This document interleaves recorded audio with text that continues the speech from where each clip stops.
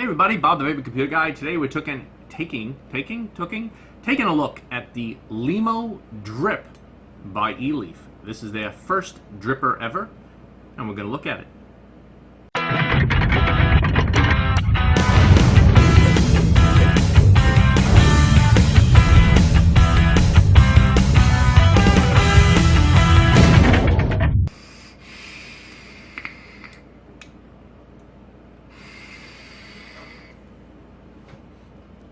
So this is the Lemo Drip, and this is Eleaf's introduction or entrance into the dripper market. I'm got it on my cue board here. I'm dripping some of Hit That Donut Glory Hole coffee and glazed donut, and it's pretty nice. I like it. I didn't think I would once I looked at the inside, and you're going to see that in the up close, because there's really no juice well in there. And I figured I'm going to be leaking this thing all over the place, but I haven't had that problem yet. But let's go down and look at it, and then when we're done, I'll tell you what I really like about it and what I don't like about it.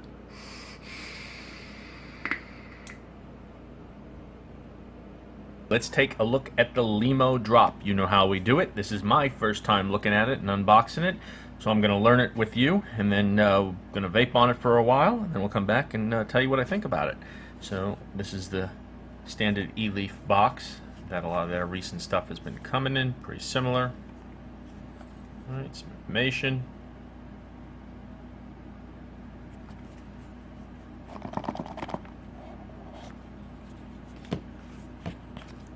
You got your quick start guide.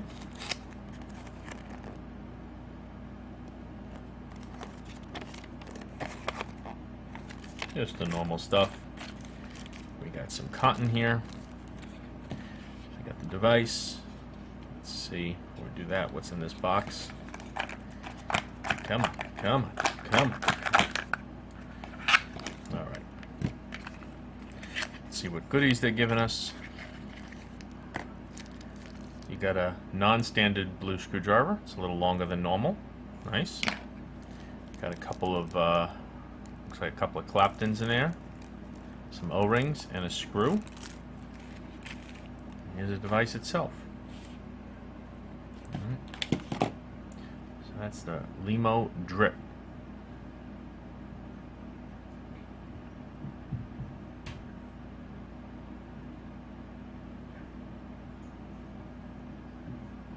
Looks nice. Very wide bore on top. That's all one piece on top, it feels like. No, actually it does come out. There you go. So you can put in your own, looks like a standard drip tip. But that's a nice wide bore on there.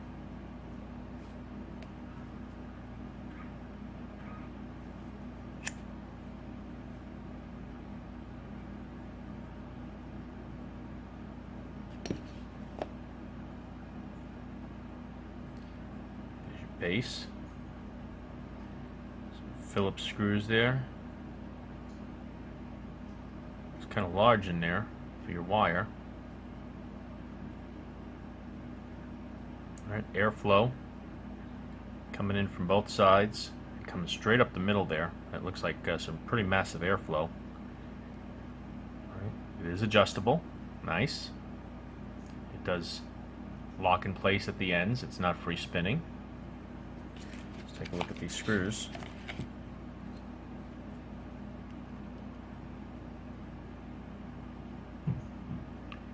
Yeah, pretty large in there. You could easily fit whatever thickness wire you want in there.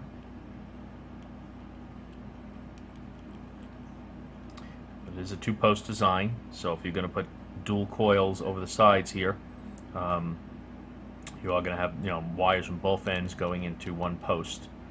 All right, it's not like Velocity style. So that is a little tricky, when you put one build in that side. In fact, why don't we just build the thing, huh? What am I talking? Let's throw the coils in that they gave us. Let's throw it here on a Coil Master.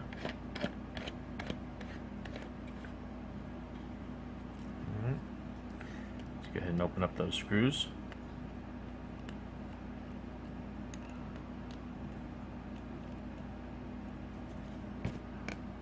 Alright.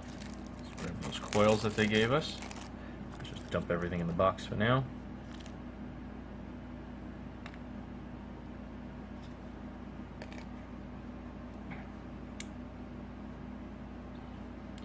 So what I was saying was, when you put a build in this way, you got to clip your coils, and then you got to get the other side in.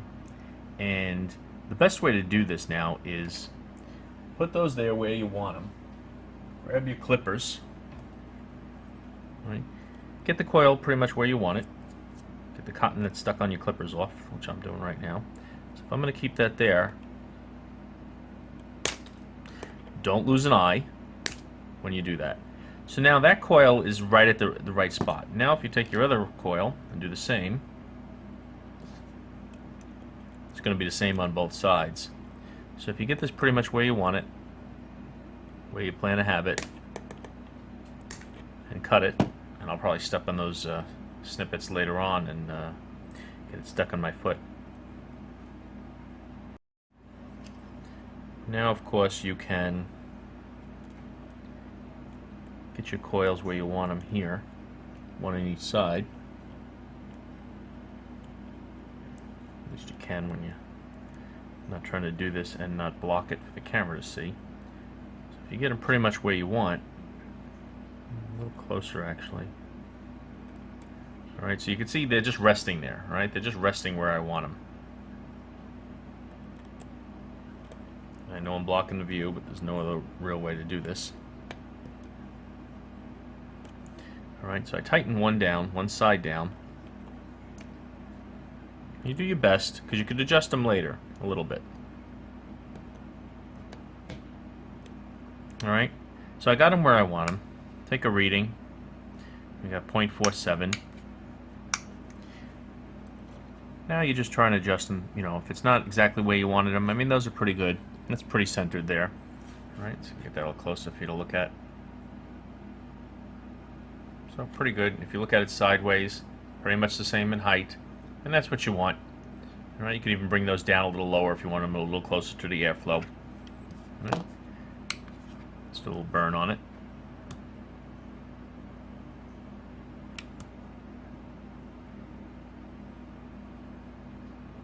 Starting to heat up. As you can see, we got some hot spots there. So I'll strum it a little bit.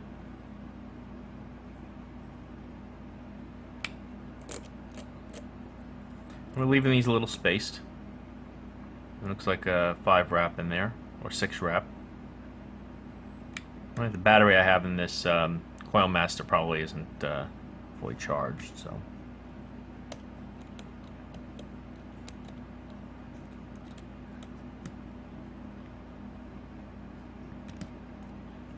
Come on, you can do it, battery. So we're getting there. Alright, burning pretty even. And there they go. Right. Of course it's hot, but these two coils are coming out to about 0.5, and like I said, it looks like, with my bad eyesight, 1, 2, 3, 4, 5, 6, yeah, I guess that's 6 wraps in there. When I build my own Claptons, I usually do 5 wraps on each side, and it comes out to about 0.2. The 6 wraps is bringing us up to about a 0.5. Alright. So there we go. Now it's still a little hot, so we want to be careful there. It'll be the first time I burn myself on coils, but try not to. As for a juice well in here, your air's coming in, coming out the center. The juice well, I don't know. It's not. It doesn't look like it's connected from here to here. So when you run your cotton into this and you drip, the question is, where's the juice going to go? Any extra juice, more than what's on the cotton itself, is probably going to go right down into your airflow. All right? Because you're not going to hold much juice in these little reservoirs over here. So if you have your cotton here, and now let's cool down, let's wick it. Couple pieces of cotton. Peel off the outer shell.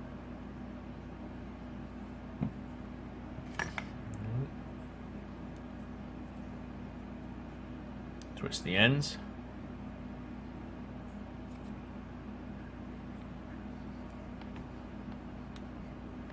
Feed that through. I'm just going to tighten that down so we can do this without it moving. So that's one side.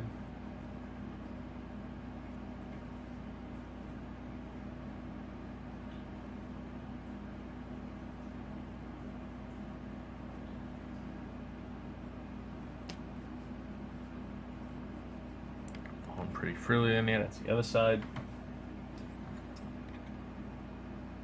Snip a little long.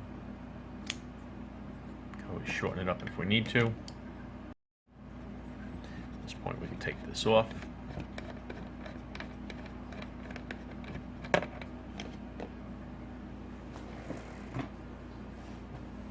Tweezers here.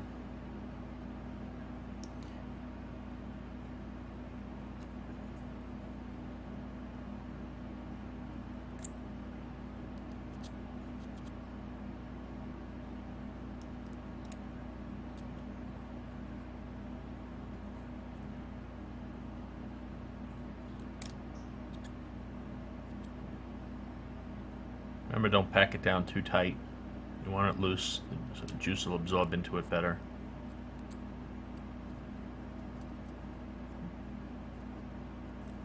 But this is definitely a dripper that you not going to expect to put a lot of juice on. Hopefully this is designed for flavor, because if you put more juice, there is no real reservoir. It's just holding the cotton here, and anything extra is going to go right down into that airflow and come right out the side. So don't expect to hold a lot of juice in there at all, except what's in the cotton. Alright, so we got the device. Throw our top cap on. Or throw a top cap on there. And there you go. And she's ready to vape. So I'm going to vape on this and come back in a few days or a week and tell you what I think about it. So there you go. That's the Lemo drip. Yeah, this is Eleaf's. They're saying their first entrance into the dripper market, and so far it's been pretty good. Let me read you a little bit off their website. Lemo drip. Lemo drip is the first rebuildable drip atomizer by Eleaf. This RDA is made of stainless steel, making it both durable and fashionable. Not only does it have wide open space for ease of installing coils and cotton, it also has large air inlet slots for huge vapor production, and the airflow can be adjusted to your preference as well. The wide mouthpiece is another plus for great vaping and nice flavor. One thing this thing does not lack is airflow. Opening this up all the way is too much air, way too much air. I'm vaping it on about halfway right now on there, but when you open this up all the way, too much air. You'll get more air and less flavor. About halfway is what I like.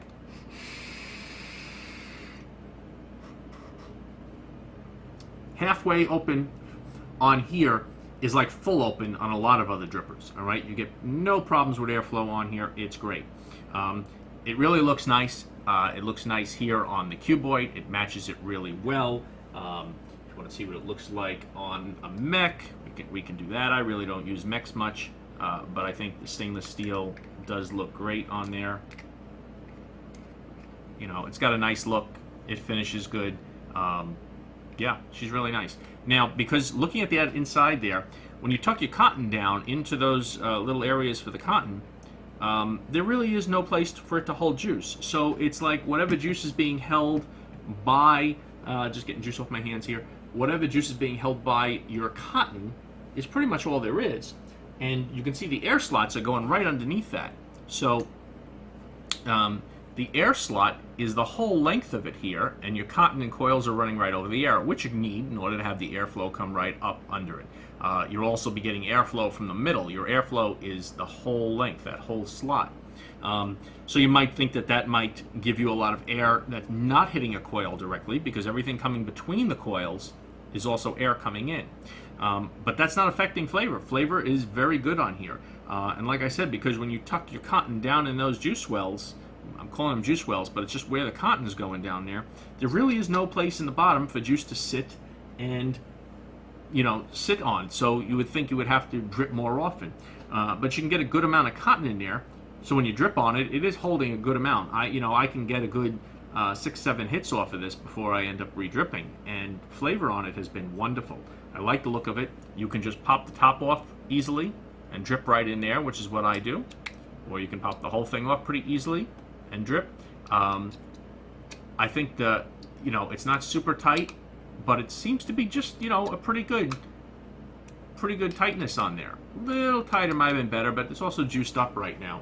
But I've been very happy with this dripper so far.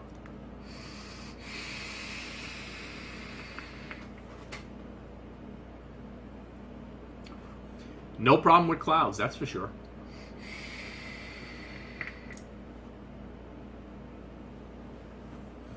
And flavor's been great on here. I've really been enjoying every juice I've tried in this. I've been very happy with it. It looks good. Price, you can't beat the price. We'll give you some specs on it first. It's a 23 millimeter diameter by a 47 millimeter diameter. It's all 304 stainless steel. It came with 2 Claptons, which are the 2 I have in there. You saw that in the up close, and some cotton in there. Let's talk about price. I purchased this, and I don't remember what I paid for it, so let's pull that up and see. I'll log into my account here from where I bought it, and I'm not mentioning their name. I don't have any reason not to mention their name, but I'm not going to. $20, $19.95. You can't beat that. I mean, it's a nice, good stainless steel dripper. It's thick, it's solid, it looks good, it vapes great, tremendous airflow. Only thing which I thought I was going to be disappointed about was no real juice reservoir down there, but I've been fine with it. It hasn't been affecting it. It's been holding enough cotton in there that it's holding enough juice to easily vape 5, 6, 7 times without having to drip again and enjoy it.